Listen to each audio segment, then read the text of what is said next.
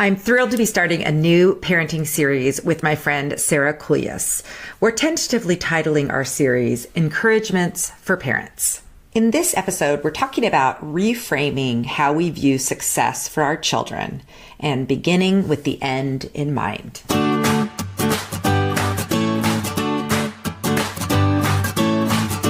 Hello and welcome to the Sunshine Parenting Podcast, where each week we talk about ideas for raising kids who become thriving adults.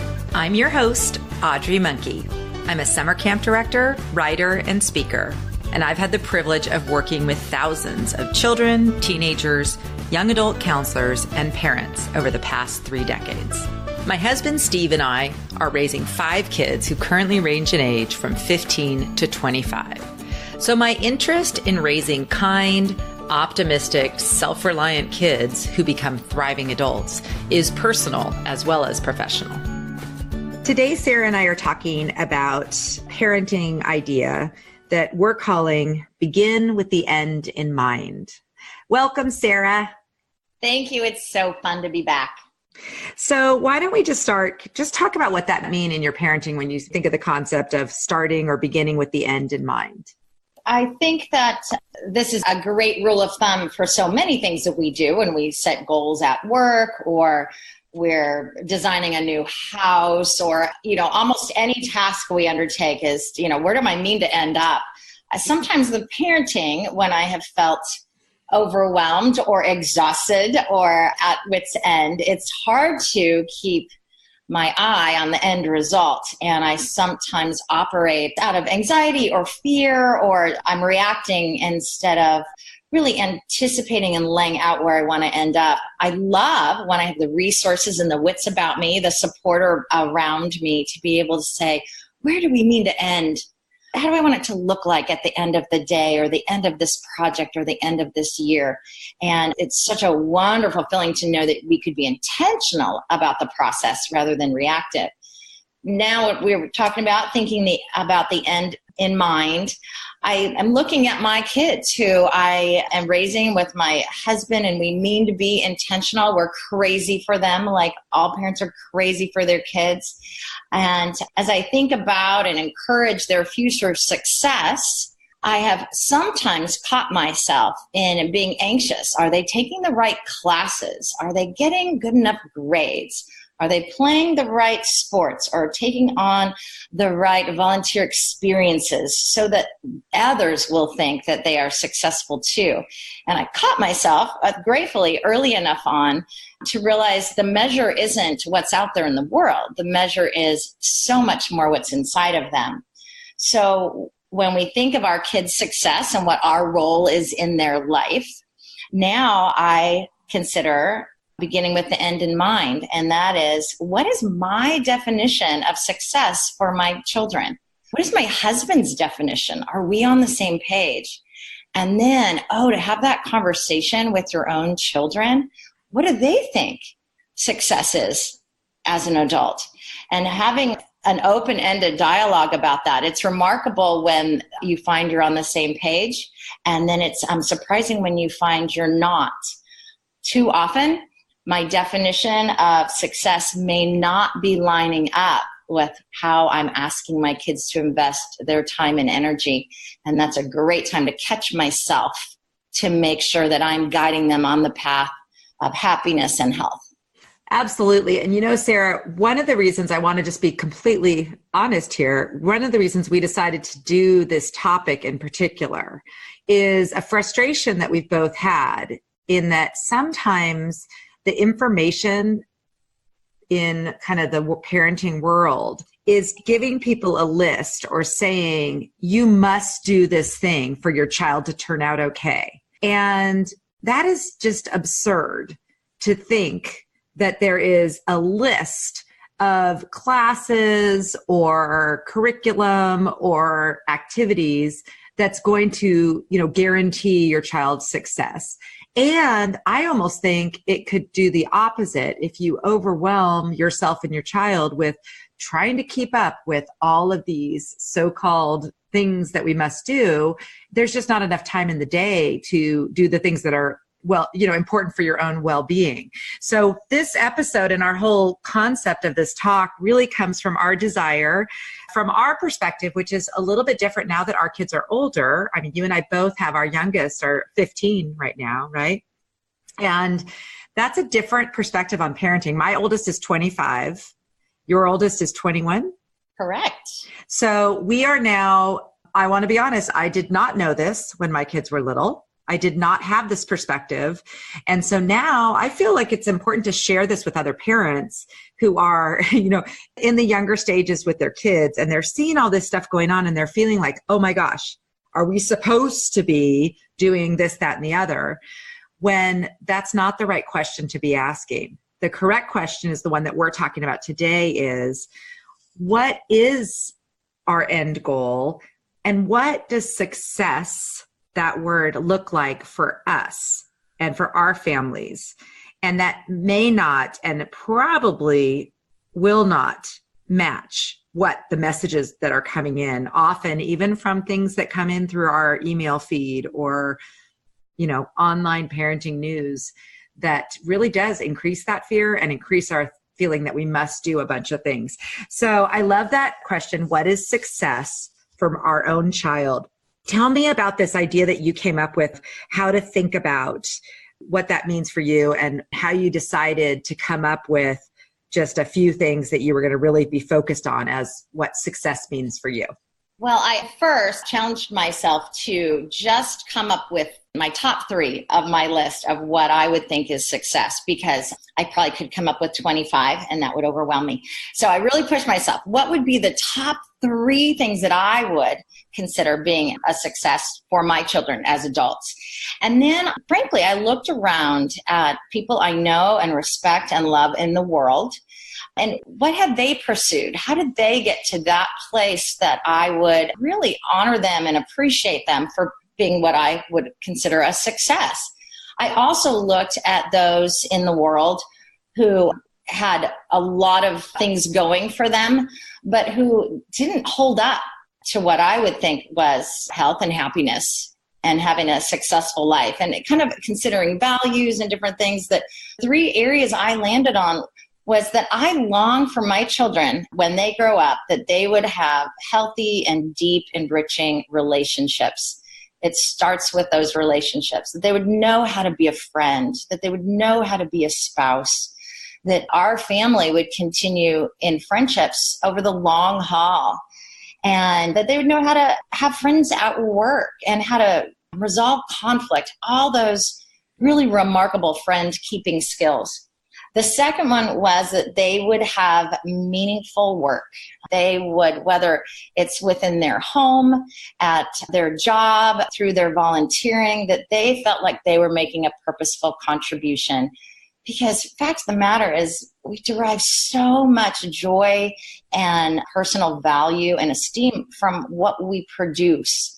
And having them find their way to meaningful work would, I'd be thrilled as a parent. And the final thing for me and for our family is that they would have a thriving faith, that they would understand that they are not standalone in the universe, but they're a part of something much bigger than themselves, that they would have altruistic hearts, that they would have a God they can lean on and run to and celebrate with, and that would empower them to move forward even through the really challenging times. So those are my 3: relationships, purposeful work, and faith. Which is so funny, because before we started recording, you were like, what could you think of your 3? And I was like, I like yours. I'll take those. I think this is why we're such good friends, because I didn't even have to work through that. I would 100% agree, that if you really pin it down, and really that's based on the whole positive psychology, all the research that I've done and everything that I've read, that list really sums up a well-being, like a good life. All those things come up very close to the top of any list of what leads to a happy, healthy life, a flourishing life.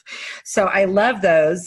And you know what, Audrey, it's so interesting to look at what's not on that list. Stuff is not on that list. Having lots of stuff, that whole materialistic drive. Status is not on that list. And wealth is not on that list. Not that, having enough to pay bills isn't important, not that being respected by others isn't important, but those kinds of things, the stuff and the status and the wealth, they're not even in anywhere near the top 10 because those things do not bring meaning and joy and they do not sustain us. Absolutely. And yet, nor does a degree from Harvard or an Ivy League or Stanford, just getting that degree from an exact specific place, that also does not guarantee flourishing. These things are more like it. It's funny, this is a sidetrack, but my sister and I have been working on cleaning out my parents' home that they'd been in for 40 years. And I know you've had this experience too. And you just kind of see when you're doing something like that, just all the stuff that we accumulate. And I am a book hoarder. I'm a way too many clothes in my closet. I mean, we were sitting at dinner the other day and I was thinking, we were having this talk that probably just the clothes in our home could clothe like an entire village somewhere because, we have not 5 t-shirts, but 40 or something. It's like everything we have is just too much. And so it is such a huge blessing to be in a place and live in a time where we just have so much abundance of, we can get clothing for not very expensive. We can feed ourselves. And we, of course, live amongst people who are materially very, our whole country, but also just the people that we know, we have, way enough stuff, put it that way. Probably too much. And as you see, when you're trying to clean it out and organize it, sometimes that stuff actually has a negative impact. That's a really good point. Sometimes the stuff blinds us or puts a barrier between us and the knowledge that we're longing for something else. The stuff gets noisy. Yeah. And it distracts us. That's a really good point. And Marie Kondo and everybody else, tells us that, the new Gretchen Rubin book, give that a plug. It's called Outer Order, Inner Calm. I am completely like that. I need my desk cleaned off before I can get my things done. I love nothing better than doing a big closet purge and getting everything out that no longer fits, is worn, or I don't wear anymore, and just having in there what I actually like. That feeling of open space is the best feeling ever. It's true. Then it just simplifies things. And frankly, it's an efficient way to live. Yes. So anyway, I think that this is important. And other people might have for sure different ones from Absolutely. Us, which is fine. But we're going to talk a little bit more in depth about each of these 3. And just maybe as we can think of any resources, things that have helped us in each of those areas, because I think that could be helpful for other parents to think about when you back out from these goals and you step back and say, okay, so now that I know that I want my kids to have healthy, deep, enriching relationships, let's just start with that one. So what are things that we do now as parents, whether our kids are infants, elementary school, or already adults? What are things that we as parents can do to just help our kids in that area? So what are some starting points that you have for that, just helping our kids with their relationships? One thing is to make time and space for them. A lot of our kids, especially as they get into middle school and high school, their schedules are so impacted with challenging classes and tutors and club sports and extracurricular that frankly, having time to hang out and develop friendships, it's pretty hard to come by. And we have tried to stay committed to creating space and hangout time so our kids can deepen friendships on their own, in their own way, where parents are not meddling, where when they have a hiccup or a disagreement, there's time to resolve it, where they can design and create their own experiences. Certainly, I think watching my son develop really awesome friendships on his lacrosse team has been really a joy, but they didn't just spend time on the field. They hung out in the evenings and they hung out for weekends and they stayed in touch. Now they're all in college. They stay in touch with a text group that is completely hysterical, and they make time to play together in the summer. Same with my second son and his friends through theater and drama. If they didn't have the additional hangout time, they couldn't develop that deep and abiding care for each other. I think carving out time can feel unproductive, but it's absolutely essential. It's one of the reasons I love summer camp. And I know, Audrey, you and I agree on this, being the directors of summer camps, for kids to come and make friends with people very different than themselves, to realize that they can hold and grow to empathize with someone who comes from a different place, that they can learn to collaborate and maybe not agree, but admire and respect each other. There's a lot of friendship building at summer camp, and those skills are absolutely essential to growing into adulthood, to the workplace, certainly to family life and married life. So creating space is huge.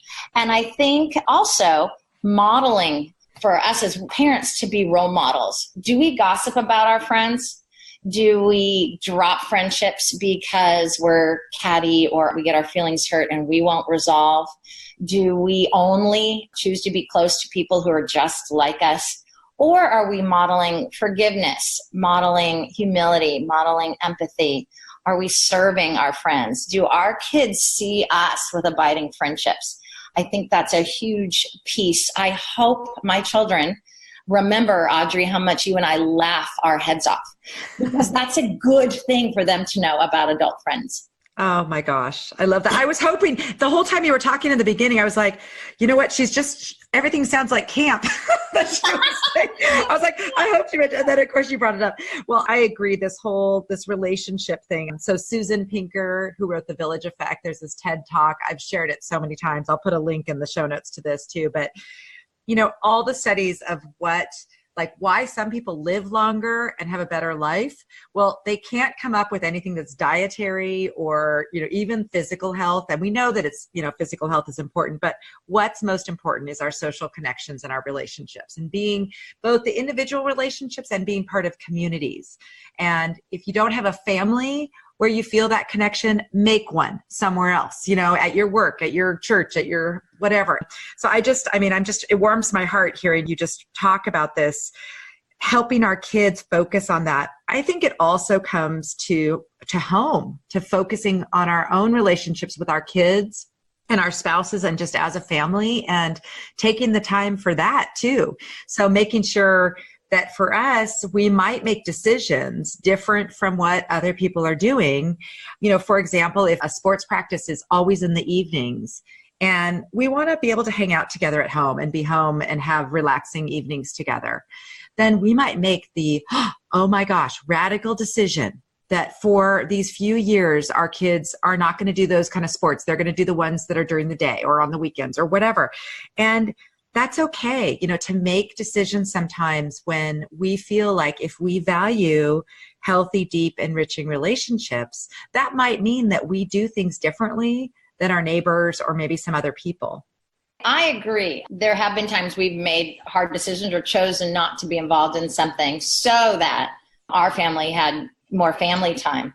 Now, it's challenging when, I might struggle getting along with someone in my family. I might have issues with my family of origin, and it's hard to be around certain cousins or aunts and uncles, or there might be friends of my kids who might rub me wrong. And so this isn't necessarily an easy thing. It's not a slam dunk, but we can continue to choose to work out relationships and accept others for who they are, and model forgiveness and model generosity and hospitality, even when it's not easy. And to go through those phases, I remember one of my kids once said, "Mom, you're smarter than you used to be," which was his way of saying, "Sorry, I thought you were so dumb all those years, but I've come around." And we had a good laugh, and I loved that. And it was, a way of apologizing. And do you know what? I think I said almost the exact same thing to my own mom when I was in college. And so, sometimes it takes a while to come around. But there is a safety net that we all have, because we know if the bottom falls out, we know where to go. We know who to call. We know what friend will say, "Come on in." We know what family member will say, "I don't care how you got here, but I'm here with you now." And so these things don't come easy, but they're worth it. And as far as parents, we need to help our kids be developing those kinds of tenacious friendship skills. Oh my gosh, I agree. I feel like we have to give a shout out to Brene Brown and just say, all of her books really are, the bottom line is, in order to get these deep relationships, we need to be able to be a little more vulnerable, not try to always present ourselves as, everything's perfect, everything's great, and be able to, with people who we're getting close to, share and be vulnerable and kind of have that relationship where you get to know each other better, you share more, and you feel that closer connection over time. And you don't share with everybody you meet or on social media vulnerable things, but you do find those few people with whom you can be really honest. You can really share both your highs and things you're celebrating and your lows. And I think that's something that if we do that in our own families and our kids know that, like my family right now, the kids are scattered all over and half of them are adults. And in our text group, they tend to share. It's kind of sporadic. We don't have a set thing, but it seems like oftentimes the celebratory things as well as the really down things get shared because those are kind of like the highs and lows of life. And it's just, some of them, you can laugh about afterwards or whatever they are, but it's nice to know that you have somewhere you can go, that the people will be proud of you if something goes well. And it doesn't have to be in a global thing. It can just be to mom or to a sibling or whatever. And those actually feel better. And same with the hard things. I know that I can text you, Sarah, if I have something that's hard and I'm like, you would not believe this. It involves bodily fluids and lots of things, it's like you got to have a few people where you can be really real and kind of raw with. And we need to model that, and we need to teach our kids. And boy, if our kids end up as adults who have one or two or a few healthy, deep relationships, what a gift that we've helped give to them in their life. Absolutely. I agree. I just started binging this week on a new podcast. It's by one of my favorite authors and spiritual directors, Margaret Feinberg. And her podcast is called The Joy Cast. And I think it's only since season 1, maybe there's only 6 episodes, but she talks about building relationships around the dinner table and just how eating a meal together is so bonding. And at the end of every episode, her guest shares a recipe. And I have just appreciated how she is bringing in relationship building into such a core, normal piece of life, which is the dinner table. And I'd really encourage all of us as families, as much as you can, hang on to those dinner times as many nights a week as you can. Sit down with the family, take more than 15 minutes and talk about your day and laugh or be a little frustrated with each other if you need to. Eat off each other's plates. Just have that dinner time.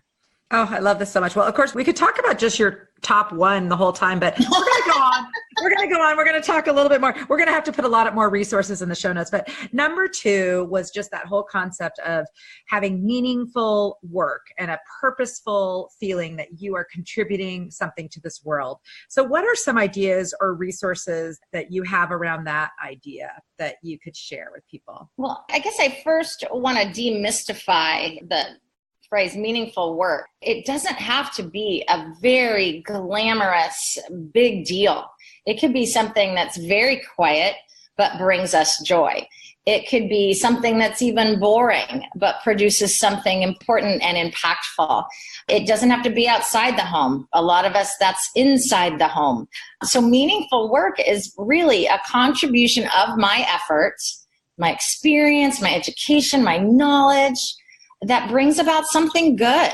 And that may be that I just am the best accountant that I can be. And I know that by being a trustworthy accountant, I am helping families get their taxes done on time and plan ahead for their future. And I know I'm making a really good impact.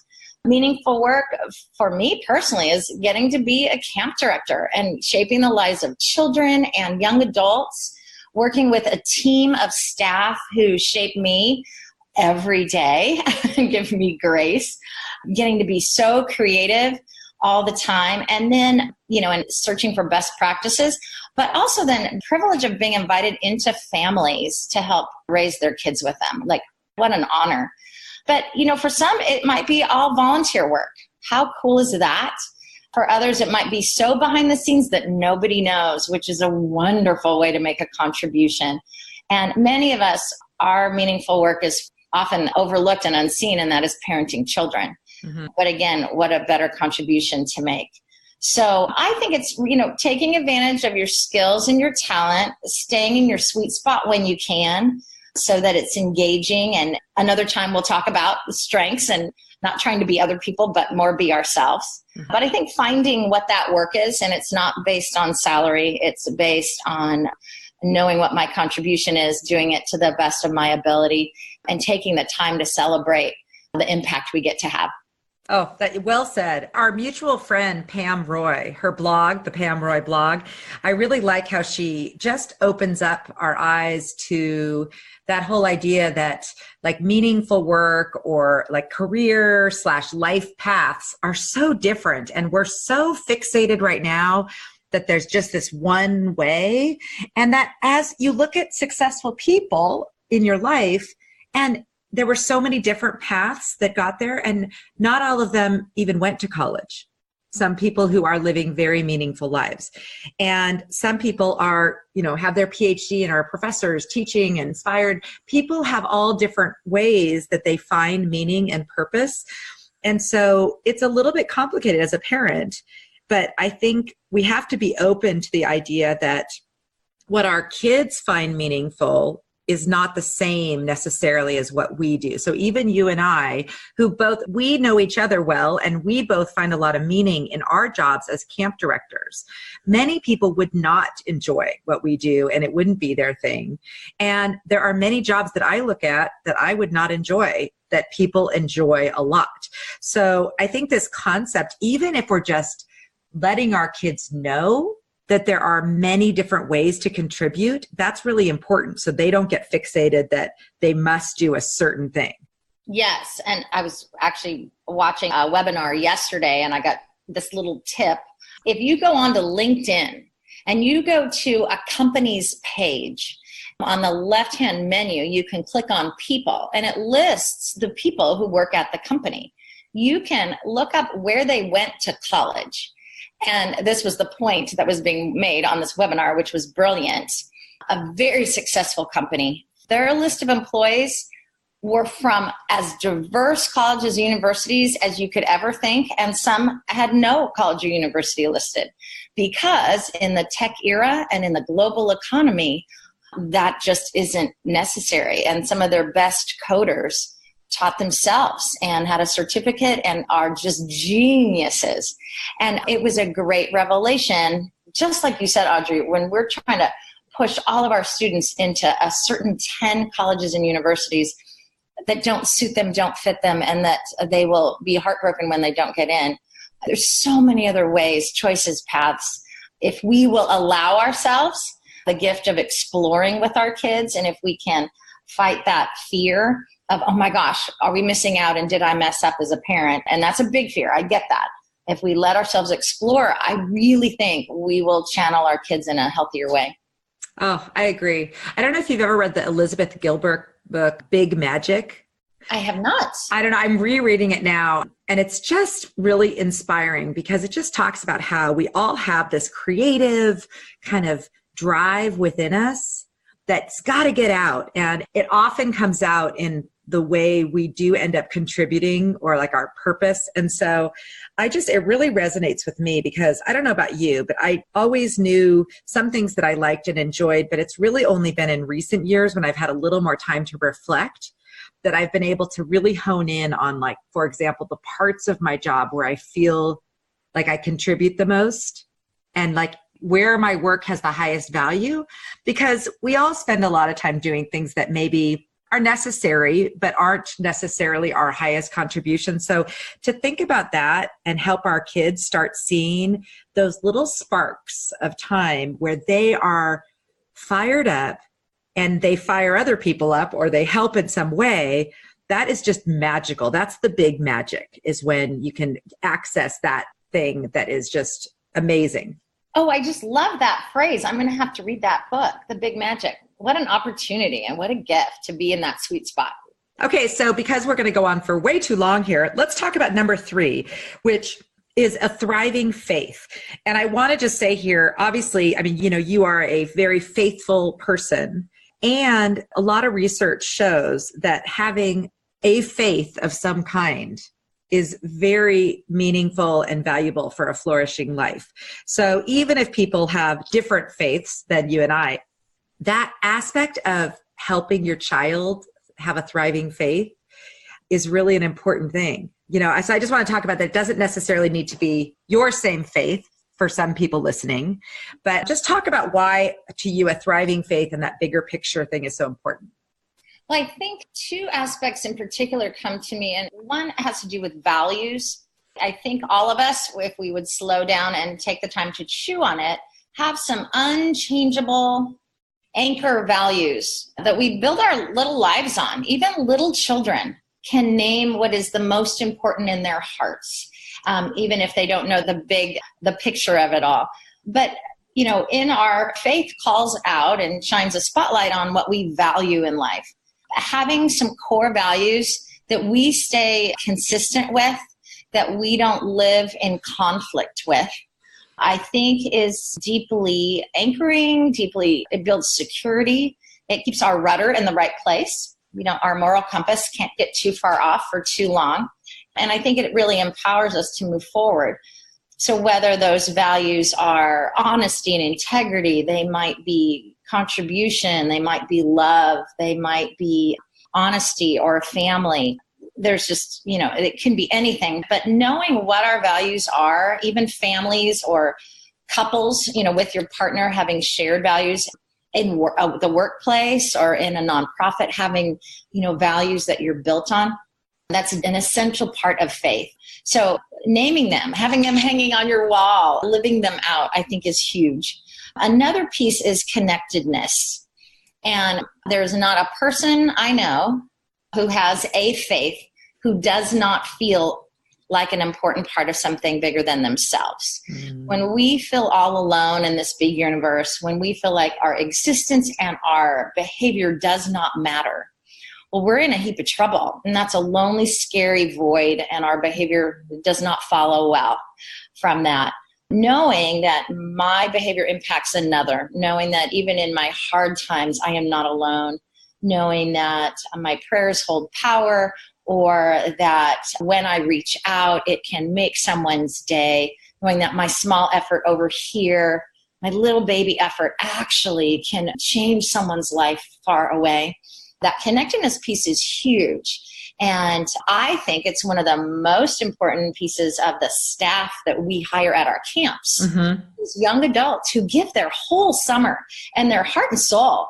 Nowhere in the world do they work harder, right, than at summer camp to help young children learn and grow. And they feel that connectedness deeply. So values and connectedness, I think, are really important components of a faith-driven life. And again, all manner of people from all walks of life experience this kind of thing, which really keeps life on track. Oh my gosh, I agree. I don't know if you were aware a few years ago when they were trying to do research on what were the personality traits that made a really good camp counselor. Oh yes, I remember that. And the surprising one that came up was what they called awe, A-W-E, like a sense of awe. And you know what? I think that is a true thing, that a lot of times when people get outside in nature, they feel this sense of awe and this part of something larger. So even people who haven't had any sort of religious, background get this feeling of being part of something bigger. And I just found that really interesting. There's a lot of kind of mainstream scientific research that is showing that spirituality, awe, all these things are important to our well-being. So it's not a thing that just like certain religions are pushing. It's something that's overarching, that families who practice together a religion and feel that connection as a family to a faith and a set of values, that's a real nice solid base for families. So I think, we're living in a time where it's really people mostly are not connected with any faith. And there's a lot of negative press about religion and that kind of thing. So I think it's something that a thriving faith can look different in different families, but I still think it's something worthwhile for people to consider as one of the ways that they can help their child have that life that they want. I agree. Kind of build it into the daily flow of life, not something that's done just on a certain religious holiday or on a Saturday night or Sunday morning, but a connectedness and the acting on values, just even, like I said, during the daily course of life, as the day plays out and we mention this or that or point out this or that or remind our kids of a connection. I love what you said about the awe piece, and I know UC Irvine has been doing quite a bit of research on that. And every time, so at summer camp, all of our middle school and upper school, high school campers go on a 3-day backpack trip. You have backpacking in your program as well. And when the children come back for those 3 days up in the high country, in the wilderness, under those stars, with those mountains and around those crystal clear lakes where it feels like no one else has ever been, they are different human beings. They have a kindness.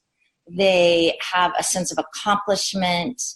They have an awareness that is a beautiful thing. And they are better community members once they come back from their backpack trip. It's a piece of our program that we'll never give up because what it builds in a child's heart. And that is part of that. Oh, I love that. That's beautiful. Well said. So I think we're going to kind of wrap this up, but I think I wanted to just make sure we've sort of brought home some of these ideas. Much of what we have been reading and really enjoying comes from the Challenge Success website, where they're kind of asking parents that question always is to, instead of just looking a year or two down the road of what classes they're going to take during high school, take this longer view, like you're talking about, the way down the line, 10 years from now, 20 years from now. What is that would make you look at your child and say, oh, I'm so happy that they have this life? And I love that we've hit on some of those things and that they didn't talk about their SAT score or how many AP classes they took.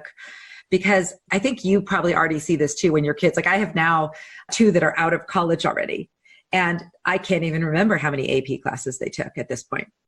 They're now just living life and it's completely irrelevant. Right. And even for my one kid who took a lot of them, when he got to college, they laughed at his AP classes because they didn't count in his rigorous college program anyway. Yeah. And so they did teach him some things. And if it's in your area of bliss and passion, how fun to dive deeper. Yes. But there was a time that it felt like that ran the show for us. And we don't make that mistake anymore. Yeah. So Sasha, your younger one, gets a different opportunity. He wants a break. I know. This is our youngest kids get all the benefit of us, the mistakes we made before. Absolutely. And now what we've learned. So anyway, I think Sarah and I both just feel the desire to provide encouragement to parents, just to say that if your gut feeling is, that something isn't good for your kids or your family, you're probably right. And if you are reading something that's telling you something that you must do or a course schedule that your child must follow, please just step back. And like you said, just if it brings your child joy and you're watching them just get fired up by whatever the class is, then by all means have them do that. But if it's not, they don't have to do everything. None of us do. And we all end up feeling so much better when we get to focus on what we really love. So any closing words for us, Sarah, about just this concept of beginning with the end in mind? I guess I would just want to end with the encouragement, we need to delight in the kids we have, whether they are 2 or 5 or 14 and surly or 18 or 35 and having your first grandchild. Gosh, delight in who they are and who they're becoming. And they are enough. And Mom and Dad, you are enough. Let's be thoughtful and intentional, but let's not be scared. And these little human beings that we are privileged to raise, they're a universe in and of themselves. And when we get to really see who they are and encourage their own individual growth, it's a pretty sweet job. Amen, sister. That was great. You can find show notes and links to many of the resources that Sarah and I discussed at my website at sunshine-parenting.com. Search for episode 75. I'm going to end this episode with some words from Stephen Covey from his book, The 7 Habits of Highly Effective Families, where he talks about Habit 2, begin with the end in mind. Habit 2, begin with the end in mind, is to create a clear, compelling vision of what you and your family are all about. Habit 2 is based on the principle of vision, and vision is powerful. It's the principle that enables prisoners of war to survive. Research shows it's what gives successful children the drive to succeed. It's a moving power behind successful individuals and organizations in every walk of life. Vision is greater than the negative baggage of the past and even the accumulated baggage of the present. Tapping into this sense of vision gives you the power and the purpose to rise above the baggage and act based on what really matters most. This podcast is a proud member of Parents on Demand, a network of high-quality shows for families just like yours. Download our free network app on Apple and Android and listen to your favorite episodes on the go. I'd love to invite you to join me for my camp director interview series that I'm calling Happy Campers Interviews that are starting up in January. And I'll be talking to camp directors from day and resident camps from around the United States. And we're going to be talking about how their programs promote life-changing social and emotional growth and the lasting benefits that kids get from coming to different camp programs.